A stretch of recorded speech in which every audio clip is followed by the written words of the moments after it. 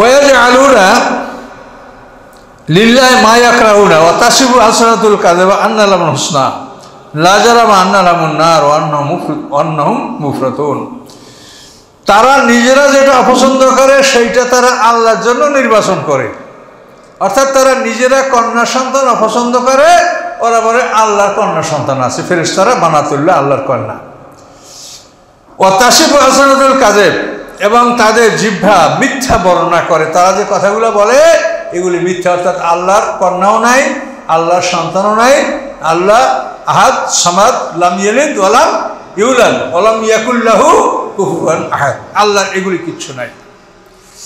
এবং তারা বলে যে আন্না লাহুল হুসনা, তারা কল্যাণ লাভ করবে। ওরা নিজেরা বলে আমরা কল্যাণ লাভ করব, আমরা জান্নাতে যাব, আমরা কাবা ঘরের সেবক, আমরা হজ করি, কোরবানি করি, পাহাড়িদেরকে পানি খাওয়াই, আমরা জান্নাতে যাব। আল্লাহ বলেন লা জারামা আন্না লাহুন নার, নিশ্চিতভাবে আল্লাহ বলেন নিশ্চয়ই তাদের জন্য আগুন, আগুন ছাড়া তাদের অন্য কোনো পাওনা পরকালে নাই। ওয়া আন্নাহুম মুফরাতুন, এবং তাদেরকে অতি শীঘ্রই সেই আগুনে প্রেরণ করা হবে। তাল্লাহে, আল্লাহর কসম, লাকাদ আরসালনা ইলাইহিম মিন ক্বাবলিকা, আল্লাহর কসম আপনার আগে যে জাতিগুলি ছিল সেই জাতির কাছেও আমি রসুল পাঠিয়েছিলাম। ফাযায়্যানা লাহুম শাইতানু আমালাহুম, শয়তান তাদের কাজকে সুশোভিত করেছে। ফাহুয়া ওয়ালিয়ুহুম, শয়তান তাদের বন্ধু হয়েছে। ওয়ালাহুম আযাবুন আলীম, তাদের জন্য বেদনাদায়ক শাস্তি। তারা শয়তানের কথা শুনেছে, নবীর কথা তারা শোনে নাই। ওমা আনজালনা আলাইকাল কিতাবা, নিশ্চয়ই আমি আপনার প্রতি কিতাব এই জন্য নাযিল করেছি যে লিতুবায়্যিনা লাহুমুল্লাযী ইখতালিফু ফীহি, যে তারা যে বিষয়গুলি নিয়ে মতভেদ করে সেই বিষয়ে আপনি এই আসমানি কিতাবের মাধ্যমে ফয়সালা দিবেন, সমাধান করবেন। তাহলে আসমানি কিতাব দ্বারা সব ইখতিলাফ মতভেদের সমাধান হবে, কিন্তু আমরা আসমানি কিতাব দ্বারাই মতভেদ করছি, এটা আমাদের জন্য খুবই পরিতাপের বিষয়। ওয়া হুদা ওয়া রাহমা, এবং এই আসমানি কিতাব পথ নির্দেশ, আল্লাহর দয়া, লিকাওমিন ইউমিনুন, ওই জাতির জন্য যারা বিশ্বাস স্থাপন করে। আল্লাহু আনজালা মিনাস সামাই মা, আল্লাহ তাআলা আকাশ থেকে পানি বর্ষণ করেন। ফাহিয়া বিল আরদি বা'দা মাউতিহা, এই পানির সাহায্যে তিনি মৃত জমিনকে জীবিত করেন। ইন্না ফি যালিকা লাআয়াতিন লিকাওমিন ইয়াসমাউন, নিশ্চয়ই এর মধ্যে রয়েছে নিদর্শন ওই জাতির জন্য যারা কথাগুলি শোনে। তো এখানে আমাদের রূপটা শেষ হয়ে গেছে, আমরা আর আগাবো না। তো এই বৃষ্টি সম্পর্কে সামান্য কথা। সামা উঁচু জায়গা, অর্থাৎ আমাদের মাথার উপরে ফাঁকা জায়গাটাকে আমরা আকাশ মনে করি। তো আল্লাহ বলেন আকাশ থেকে আমি পানি বর্ষাই। আল্লাহ তাআলা মানে কোটি কোটি মেগাটন পানি জলীয় বাষ্প হিসেবে আকাশে শূন্যে তুলে নেন। জলীয় বাষ্প মানে ধোঁয়া, আপনি যে তরকারি খাবার পাক করছে সাদা ধোঁয়া ওঠে, ওই ম্যাগ ওঠেই, ওই ধোঁয়াটাই যদি একটু ঠান্ডা হয় তখন দেখবেন পানি হয়ে গেছে। তো আল্লাহ তাআলা কোটি কোটি টন পানি জলীয় বাষ্প আকারে আকাশে শূন্যে তুলে নেন, এবং জলীয় বাষ্প হিসেবে একটা শূন্যে বাতাসে ঘুরতে থাকে। তো আল্লাহ তাআলা যখন মনে করেন যে এই অঞ্চলে পানি দেওয়া হবে, তখন এই ম্যাগকে বলা হচ্ছে শিপ, চালুনি। পানির চালুনি হচ্ছে ম্যাগ। এই ম্যাগের মাধ্যমে ওই পানিটা খুব চালুনির থেকে যেরকম ছোট ছোট ছিটা ছিটা পড়ে, ওই পানিটা এরকম আস্তে আস্তে পড়ে। ম্যাগ হচ্ছে শিপ, চালুনি। এই ম্যাগ যদি না হতো তাহলে পানিটা এত জোরে পড়তো যে পানির আঘাতেই হয়তো আল্লাহর সৃষ্টি বা গাছপালা ধ্বংস হয়ে যেত। এই জন্য ওই ম্যাঘের মাধ্যমে চালনির সাহায্যে ছিটা ছিটা ছিটা অল্প অল্প করে পানি আল্লাহ বর্ষণ করেন, যাতে সৃষ্টি, ফলমূল, গাছপালা নষ্ট হয় না, এবং মাটিওটা অল্প অল্প পানি বর্ষণ করার সাথে ওটা শোক করতে পারে, আস্তে আস্তে এটা ঝালটা শোক করতে পারে, তাহলে পানিটা গড়াই যাবে। তো এই জন্য আল্লাহ তাআলা এই কৌশলে আল্লাহ তাআলা আমাদের জন্য বৃষ্টি বর্ষান। এবং পৃথিবী মানে যেটা মৃত, আপনি যদি পাহাড়ি অঞ্চল দেখেন, তো এখন পাহাড়ি অঞ্চল দেখবে সমস্ত পাহাড়গুলো তামার মতো দেখা যাচ্ছে, কিচ্ছু নাই। কিন্তু আপনি জ্যৈষ্ঠ মাসে যখন বৃষ্টি হবে তখন আপনি দেখে অবাক হয়ে যান, প্রত্যেকটা পাহাড়ে জঙ্গলে ভরে গেছে, গাছপালা সব মানে জঙ্গলে ভরে গেছে। তো এই যে পৃথিবী মৃত, এখন পৃথিবীর উপরে মানে তার উৎপাদন ক্ষমতা নাই, যে বৃষ্টির কারণে পৃথিবী তার মধ্যে প্রাণ সঞ্চারিত হয়। এই জন্য আকাশ পৃথিবীকে বলা হয়, মানে আকাশ হচ্ছে পিতৃতুল্য আর পৃথিবী হচ্ছে মাতৃতুল্য। পিতার পানি ছাড়া যেরকম মা গর্ভবতী হয় না, তেমনিভাবে আকাশের পানি ছাড়া পৃথিবী গর্ভবতী হয় না। এই জন্য পৃথিবীকে বলা হয় যে বৃষ্টির পানি ছাড়া পৃথিবী মৃত। বৃষ্টির পানি পেলেই পৃথিবী সঞ্জীবিত হয়।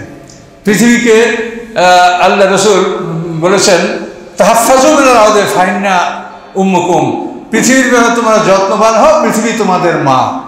পৃথিবীকে মা বলা এটা কোনো অপরাধ না, কথা বুঝতে পারছেন? তো এই জন্য মানে পৃথিবী মাতৃতুল্য, আকাশ হলো পিতৃতুল্য। এভাবে আকাশের পানি দ্বারা পৃথিবী গর্ভবতী হয় এবং এই পানি পড়লে পৃথিবী ফেটে ফেটে সব তরুলতা বৃক্ষ এগুলি জন্মে। তো এভাবে আল্লাহ তাআলা আমাদেরকে দেখাচ্ছেন যে আমি মৃত পৃথিবীকে যেভাবে জীবিত করি পানির মাধ্যমে, হাসরের ময়দানেও আমাদের পুনরুত্থানটা হবেই হবে। দ্বিতীয় সিংহার ফুৎকারের পরে এক পশলা বৃষ্টি আল্লাহ বর্ষাবেন হাসরের ময়দানে। সেই বৃষ্টির ফলে আমরা সবাই মাটির থেকে আমরা ফুটে ফুটে বের হব। আমরা এখন পৃথিবীতে আসি, আমরা মরার পরে আমাদের কবর হবে মাটিতে, আর হাসরের ময়দানে আমরা মাটির থেকেই ফুটে বের হব। আর প্রথমবার আমরা মরেছি, এই মরার পরে আমাদের কবর হচ্ছে বাপদাদার পিঠ, কাজে আমরা দুনিয়াতে আসি বাপদাদার পিঠ থেকে। কথাটা বুঝতে পারছেন না পারেন নাই? প্রথমবার আমরা আল্লাহকে সাক্ষী দিলাম আলাস্তু বিরাব্বিকুম কালু বালা, এই সাক্ষীর পরে আমাদেরকে কবর দেওয়া হলো কোথায়? বাপদাদার পিঠে। সাক্ষী গ্রহণ করার পরে আমাকে আমার বাবার পিঠে ঢুকানো হলো, বাবাকে দাদার পিঠে, দাদাকে তাহলে পিঠে, এইভাবে প্রত্যেককে ঢুকে আবার সব আদমের পিঠে। তাহলে প্রথম মৃত্যুর পরে আমাদের কবর হলো বাপদাদার পিঠ। কাজে এই জন্য আমরা এই প্রথম মৃত্যুর পরে পৃথিবীতে আসতেছি বাপদাদার পিঠের মাধ্যমে, বিশেষ প্রক্রিয়ায়। ইয়াখরুজু মিন বাইনি সুলবি ওয়াত তারাইব, যেটা কোরআনে বলা আছে, পৃষ্ঠদেশ বক্ষদেশ, পুরুষের পৃষ্ঠদেশ, মায়ের বক্ষদেশ, এখান থেকে দুইটা জিনিস দুই দিকে আইসে গর্ভে স্থান নেয়, জরায়ুত অবস্থান নেয় এবং মা গর্ভবতী হয়। তাহলে আমাদের প্রথম মৃত্যুর পরে কবর ছিল বাপদাদার পিঠ। আমরা বাপদাদার পিঠ থেকে দুনিয়াতে আসি, আর আমরা এখন পৃথিবীতে আসি, আমাদের মরণের পরে কবর হবে মাটি, আর হাসরের ময়দানে আমরা মাটির থেকে বের হব। দ্বিতীয় সিংহের ফুৎকার পরে এক পশলা বৃষ্টি বসানো হবে, মাটির থেকে সব আমরা ফুটে পড়ে, যেরকম গাছপালা বের হয় ওই রকম ছোট্ট এবং উলঙ্গ সবাই আমরা এক বয়সী। এগুলো আমি আপনাদেরকে বারবার বলেছি যে সমস্ত মানুষের বয়স সমান, কেউ কারো চাইতে একদিনেরও ছোট বড় না, সব মানুষ আমরা সমান। প্রত্যেক মানুষের দুইটা জন্ম, দুইটা মৃত্যু, তারপরে দুইটা বারজাক। তো এগুলি হিসাব করলে এগুলো আপনাদের স্মরণে আছে, আশা করি এগুলো রিকালেক্ট করবেন মনের মধ্যে। তাহলে আমরা প্রত্যেকটা মানুষের বয়স হচ্ছে সমান, এই জন্য হাসরের ময়দানে আমরা একসঙ্গেই সবাই উঠবো। আর যখন আমরা আলাস্তু বিরাব্বিকুম বলার পরে আমরা একসঙ্গেই মরেছি একসঙ্গে, আর হাসরের ময়দানে উঠবো একসঙ্গে। কিন্তু পৃথিবীতে আসাটা হলো বিভিন্ন সময়। আমরা এখন আসছি, কেউ আগে আসছে, আরও কেউ পরে আসবে। তা আমাদের এই পৃথিবীতে যে আমরা আসছি, ওই মরার পরে পৃথিবীতে যে আসছি, এই সময়টা হলো বরজাক। মরার পরে হাসরের ময়দানে উঠবো, এই যে ফাঁকের সময়, এই সময়টা হলো বরজাক। যে দুইটা বরজাক, দুইটা হায়াত, এইটা মিলাইলে সকল মানুষের বয়স আমাদের সমান। এটা ভালো করে বুঝে নিতে হবে। দরকার যদি আমার আগের আলোচনা আবার ইউটিউব থেকে শোনেন, এগুলো বিস্তারিত বলা আছে। তো এ পর্যন্তই আমরা আলোচনা সমাপ্ত করলাম। এখন সামনে আউযু বিল্লাহি মিনাশ শাইতানির রাজীম। ওয়া ইন্না লাকুম ফিল আনআমি লা'iবরাতান নুসকিকুম মিম্মা ফি বুতুনিহি মিন বাইনি ফারথিন ওয়া দামিন লাবানান খালিসান শায়গাল লিশ-শারিবিন। আয়াতের তরজমা। নিশ্চয়ই তোমাদের জন্য রয়েছে উপদেশ চতুষ্পদ পশুদের মধ্যে।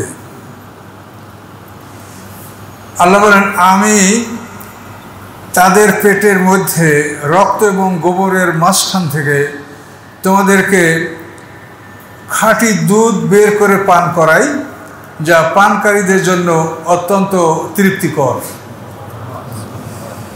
তো একটা পশুর পেটের মধ্যে আমরা অন্বেষণ করে দেখবো রক্ত গোবর, এটাই আল্লাহ বলেন, এই রক্ত এবং গোবরের মাঝখান থেকে আমি তোমাদের জন্য খাঁটি দুধ বের করে পান করাই, এবং এইটা বিশ্বের সর্বোৎকৃষ্ট খাদ্য। আপনি শুধু দুধ পান করলে আপনি বাঁচবেন, সব ধরনের ভিটামিন এই দুধের মধ্যে আছে। তো আল্লাহ বলেন, এগুলি তোমাদের চিন্তা করার বিষয় যে আমি আল্লাহ তোমাদের জন্য এই নিয়ামত এভাবে তৈরি করেছি, তোমরা এই নিয়ামতের শুকরিয়া আদায় করো। অমিন সামারাতের নাখিলে, এবং খেজুর ফল থেকে, অল আনাবে আঙ্গুর ফল থেকে, তাত্তাকিদুনা মিন্নু সাকারাওয়ান রিজকান হাসানা, এর থেকে তোমরা মাদক জাতীয় খাদ্য, পানীয় এবং উত্তম খাদ্য তোমরা এর থেকে সংগ্রহ করে থাকো। খেজুর আঙ্গুর এটা খাদ্য হিসেবে উত্তম খাদ্য, এবং এর থেকে সুপেয় শরাবও তৈরি করা যায়, আবার এটাকে বিকৃত করে নেশা জাতীয় দ্রব্য তৈরি করা যায়। তা আল্লাহ তাআলা সব কথাই বললেন। সাকারা শব্দের অর্থ নেশা জাতীয় জিনিস, সাকারা শব্দের অর্থ পানীয়, আর রিজকান হাসানা উত্তম খাদ্য। তো এই খেজুর ফল অত্যন্ত ভিটামিন সম্পূর্ণ ফল, এর মধ্যে পর্যাপ্ত পরিমাণ ভিটামিন আছে। আঙ্গুর উত্তম ফল, এগুলি সবই আল্লাহর সৃষ্টি। পৃথিবীতে আমরা এগুলো পেয়েছি। আল্লাহ তাআলা আমাদের জন্য খাদ্য হিসেবে আল্লাহ পৃথিবীতে এগুলি প্রেরণ করেছেন। ইন্না ফি যালিকা লায়াতিন লিকাওমিন ইয়াকিলুন, নিশ্চয়ই এর মধ্যে রয়েছে নিদর্শন ওই জাতির জন্য যারা জ্ঞান রাখে। যারা জ্ঞানী তারাই চিন্তা করতে পারে যে এই ধরনের নিয়ামত পৃথিবীতে আল্লাহ তাআলা শুধু মানুষের জন্যই পাঠিয়েছেন। মানুষের এই পৃথিবীর জলে, স্থলে, মাটির নিচে, আকাশে সব নিয়ামতগুলি মানুষই ভোগ দখল করে। মানুষের কতটুক দেহ, এই দেহ নিয়ে মানুষ পৃথিবীর সব নিয়ামত ভোগ দখল করছে। তো এখন আমরা এই সব কিছু ভোগ দখল করব, তো আমাদের জীবন আর পশুর জীবন একই মানের একটা জীবন হবে, এটা কি কল্পনা করা যায়? তো চিন্তা করা উচিত যে আমাদেরকে যখন আল্লাহ তাআলা এত সম্মান দিয়েছেন, তাহলে আমাদের জীবনটা তো পশুর জীবনের মতো হতে পারে না। ওয়াল্লাযীনা কাফারু ইয়াকুলুনা কামা তাকুলুল আনাম, আল্লাহ বলেন যারা কাফের, যারা অবিশ্বাসী, তারা পশুর মতো খায়। পশু তো যেরকম হালাল হারাম, কার ক্ষেত না কার খাত, মালিকের ক্ষেত না অপরের ক্ষেত, এই পশুর দেখার প্রয়োজন নাই। খাবার পেলেই পশু খাইতে শুরু করলো। অবিশ্বাসীরা পৃথিবীর হালাল হারাম, ন্যায় অন্যায় এগুলি না দেখে ওরা ওই জানোয়ারের মতো ওরা খায়। কোরআনে আল্লাহ বলেছে। কাজে এই জন্য আমরা মানুষকে মানুষ হতে হলে আপনাকে দুইটা রুহের অধিকারী হতে হবে। রূহ হলো এমন একটা শক্তি যে কারণে একটা প্রাণী বেঁচে থাকে। এটার ব্যাখ্যা আমরা দিতে পারবো না, নবী রাসূলরাও পারেন নাই। আল্লাহ বলছেন এটার জ্ঞান তোমাদের নাই, তোমরা সামান্য জ্ঞানের অধিকারী, রূহের জ্ঞান তোমাদের নাই, এটার ব্যাখ্যা তোমরা দিতে পারবে না। এটা আল্লাহর আদেশ, রূহ আল্লাহর আদেশ। তো এই রূহটা সকল প্রাণীর আছে, কিন্তু মানুষের জন্য আল্লাহ তাআলা আলাদা একটা রূহ সৃষ্টি করেছেন। সেই রূহটা মানুষের অর্জন করতে হয়। এটাকে বলে আরবিতে কাসবি, মানে যেটাকে অর্জন করতে হয়। আর যেটা সাধারণভাবে আপনি পাচ্ছেন, আমি তো এটা জিবিল্লি, মানে প্রাকৃতিক, ন্যাচারাল, এটা স্বাভাবিকভাবে সবাই পাবে বেঁচে থাকার জন্য। আর যেটা কাসবি, যেটা অর্জন করতে হয়, সেই রূহটা হলো ওয়াকাযালিকা আওহাইনা ইলাইকা রূহাম মিন আমরিনা। আল্লাহ বলেন এভাবেই আমি ওহীর মাধ্যমে আপনার কাছে রূহ পাঠিয়েছি।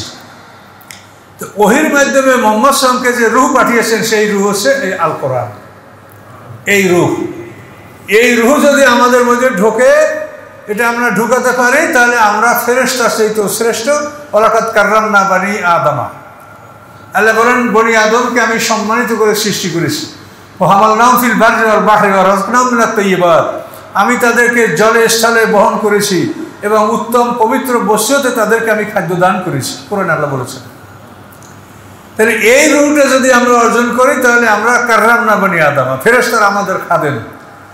ফেরেশতাদেরকে সৃষ্টি করেছে আমাদের সেবার জন্য।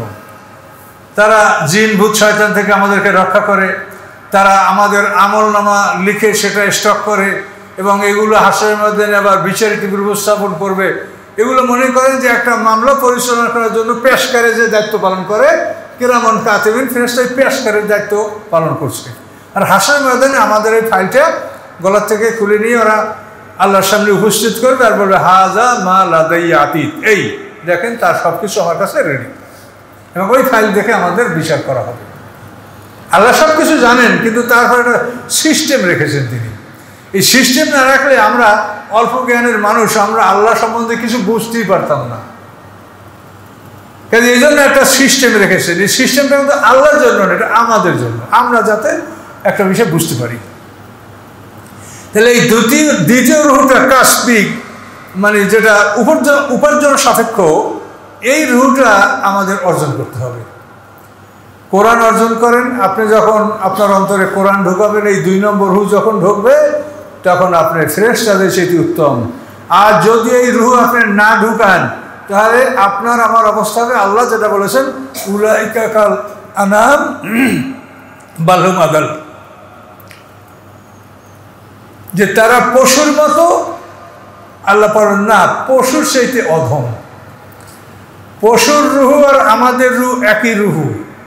এখন এই পশুর তো জ্ঞান বুদ্ধি কৌশল এটা তার নাই, আর আমাদেরকে আল্লাহ তাআলা স্পেশাল জ্ঞান বুদ্ধি কৌশল দিয়েছেন, সৃষ্টিগতভাবে আমাদেরকে আলাদা করে সৃষ্টি করেছেন।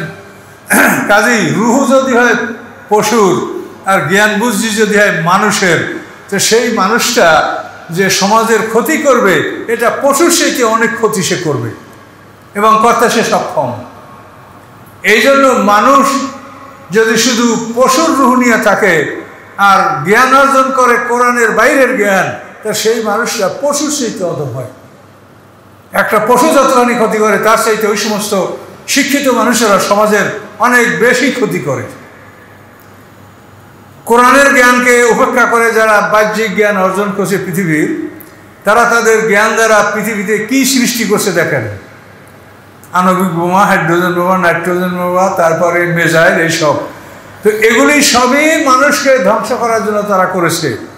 এ দ্বারা তারা মানুষ ধ্বংস করতে পারবে, পৃথিবী ধ্বংস করতে পারবে, কিন্তু মানুষকে রক্ষা করতে পারবে এরকম জ্ঞান তাদের মধ্যে নাই। যদি তাই পারতো, করোনার জন্য এত হাহাকার কেন সারা পৃথিবীতে? তো মানুষের কল্যাণের জন্য তোমরা অথবানি চেষ্টা করো নাই, মনে হয় চেষ্টা করলে আল্লাহ তোমাদেরকে তাও দিত, কিন্তু সেই দিকে তোমাদের মনটা যায় নাই। ওই পশু আত্মা নিয়ে তোমরা অগ্রসর হয়েছো।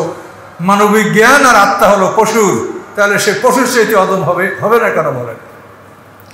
পৃথিবীতে মানুষকে ধ্বংস করার জন্য যে অর্থ ব্যয় করা হয়েছে, তার 4 ভাগের 1 ভাগ যদি পৃথিবীর মানুষের কল্যাণের জন্য ব্যয় করা হতো, তো পৃথিবীর প্রত্যেকটা মানুষ একটা অট্টালিকায় বসবাস করতে পারতো এবং একটা সুন্দর জীবনযাপন করতে পারতো।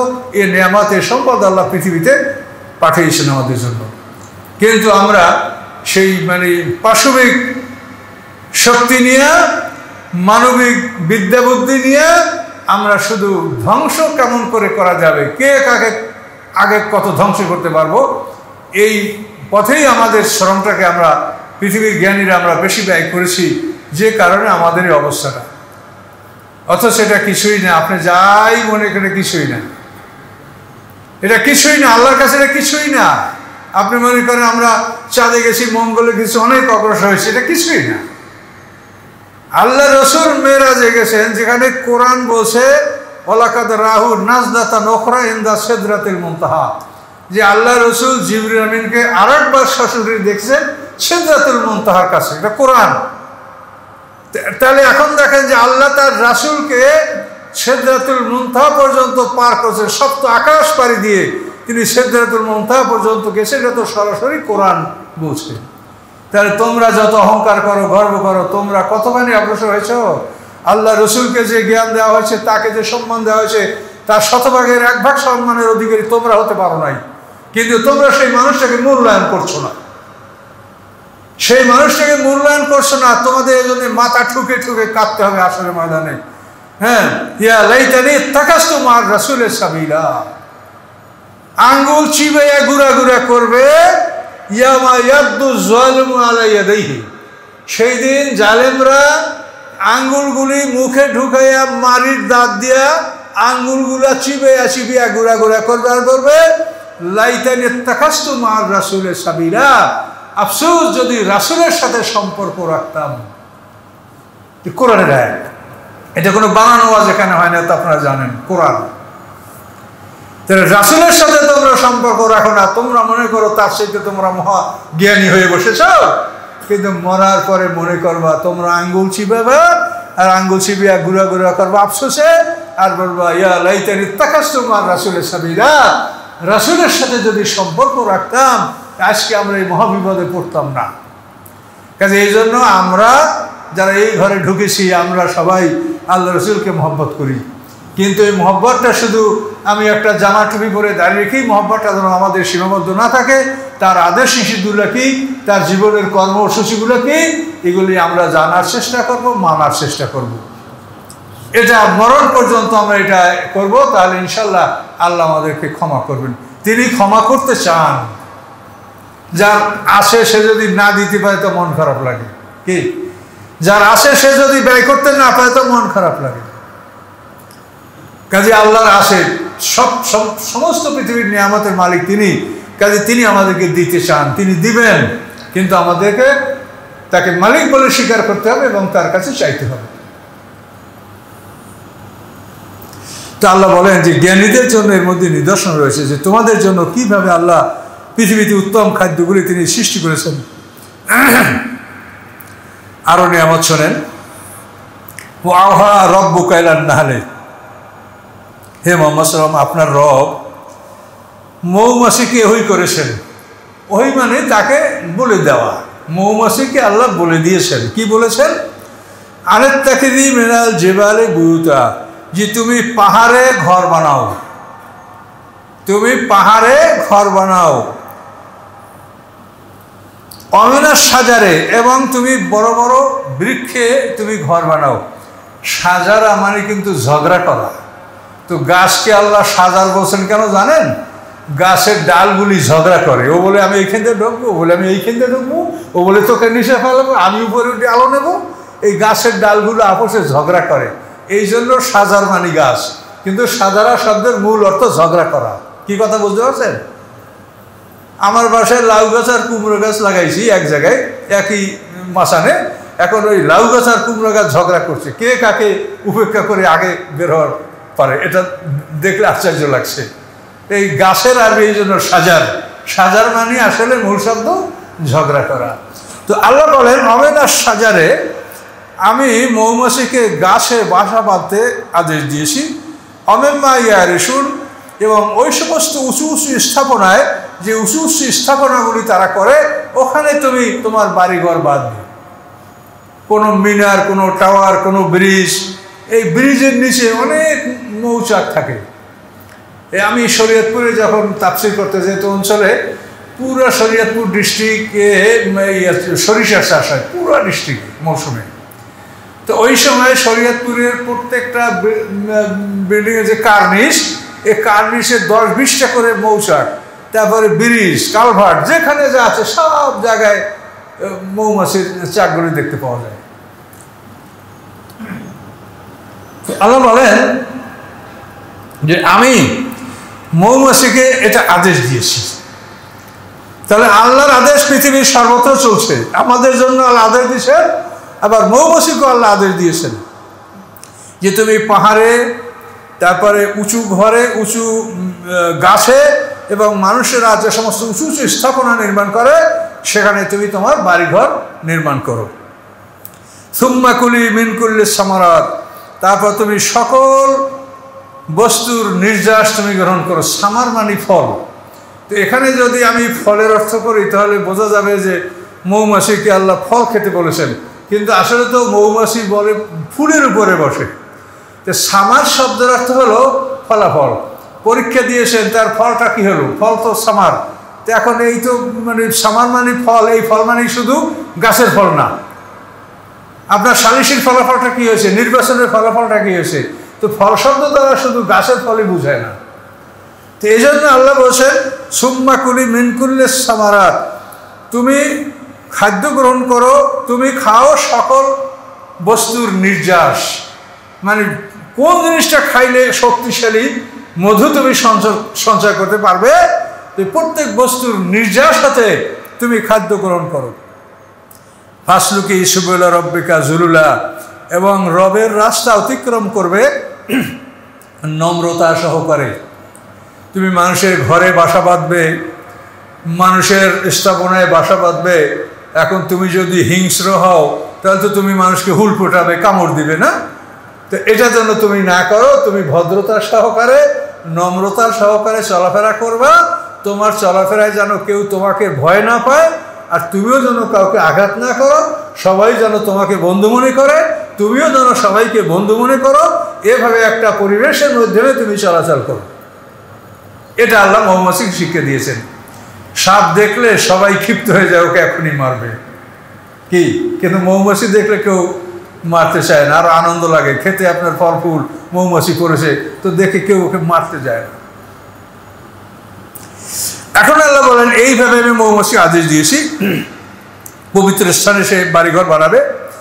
ইয়াখরুজু মিন বুতুনিহা শারাবুম মুখতালিফুন আলওয়ানুহু ফিহি শিফাউল লিন-নাস, তার পেট থেকে বের হয় বিভিন্ন রঙের পানীয়। মধুটা একই রঙের হয় না, নানা রঙের হয়, কখনো সাদা, কখনো বাদামি রঙের, কখনো কিছুটা নীল বর্ণের। এই বিভিন্ন রঙের মধু, মানে ফুলের তারতম্যে মধুটার রঙও বিভিন্ন রকমের হয়ে থাকে। তো আল্লাহ বলেন ইয়াখরুজু মিন বুতুনিহা শারাব, তার পেট থেকে শরাব বের হয়, মুখতালিফুন আলওয়ানুহু, যার বিভিন্ন রং, ফিহি শিফাউল লিন-নাস, এবং ওর মধ্যে রয়েছে মানুষের জন্য শেফা। মৌমাছিদের খাবার এবং প্রস্রাব পায়খানার আলাদা ব্যবস্থা আছে। ওরা কি খাবে, ওদের খাদ্য ওরা সঞ্চয় করে রাখে এবং সেটা খায়, এবং প্রস্রাব পায়খানা ওরা করে, কিন্তু মধুটা ওরা পেটের মধ্যে নেয় এবং ওদের পেটের মধ্যে গেলেই এটা প্রকৃত মধুতে পরিণত হয়, আবার মুখ থেকে ওটা ওরা বাসায় উদ্গীরণ করে ঢালে। এটা এটা এদের পেট থেকেই বের হয়, অথচ তাদের পেটে আবার মলমূত্র তাদের আছে, সেটার জন্য আলাদা ব্যবস্থাপনা আল্লাহ রেখেছেন। আবার আমাদের খাদ্যের জন্য তাদের পেটে আলাদা এই থলি, আলাদা মানে স্টক করার জন্য এই ব্যবস্থা আল্লাহ রেখেছেন। তা আল্লাহ বলেন যে তাদের পেট থেকে নানা রঙের মধু পানীয় বের হয়, যেটা মানুষের জন্য শেফা। তো আল্লাহ কোরআন পাকে বলেছেন যে মধু মানুষের জন্য শেফা। আল্লাহ রসুলও বলেছেন তার হাদিসে যে মধু মানুষের জন্য শেফা। তো মানুষের দেহ এবং মন, দেহের শেফা হলো মধু, আর মনের শেফা হচ্ছে কোরআন। 2 নম্বর ওহী। তাহলে দেহের শেফা হচ্ছে মধু, আর মনের শেফা হচ্ছে কোরআন। কাজে এই জন্য আপনারা মধু সংগ্রহ করে খাবেন। মধু খাওয়া উত্তম। এটা বিশেষ করে পেটের ক্রিয়া, যাদের আমাশা, মানে যেটা মানে দীর্ঘদিনের আমাশা যাদের থাকে, এই ধরনের এগুলি মধু যদি আপনি নিয়মিত খান, মধুটা ডাইরেক্ট খাবেন না, মধুটা তো 2 চামচ মধু 1 গ্লাস পানিতে দিয়ে ওটা ভালো করে গলাইয়ে খাবেন। যদি ডাইরেক্ট খান তো মধুতে গ্যাস সৃষ্টি করবে, এটা খুব শক্তিশালী জিনিস। এই জন্য মধু ডাইরেক্ট খাওয়া ঠিক হবে না, এটা পানিতে গোলাইয়া এবং এর সাথে কিছু লেবুর রস মিশিয়ে, যাতে হালকা মিষ্টি হয়, যাতে খেতে অস্বাদ না লাগে, খেতে স্বাদযুক্ত হয়, এভাবে মিষ্টি করে মধুর শরবত পান করলে এটা আপনার স্বাস্থ্যের জন্য খুব উপকার হবে। এখন ডায়াবেটিসের রোগীরা এটা খেতে পারবে কি না, এটা আপনারা একটু ডাক্তারের পরামর্শ নেন। তবে অনেকেই বলেন যে এটা ডায়াবেটিসের রোগীরাও এটা খেলে এটা অত ক্ষতি হবে না, মধুর মিষ্টিতে অন্য চিনির মতো ওরকম ক্ষতি হবে না।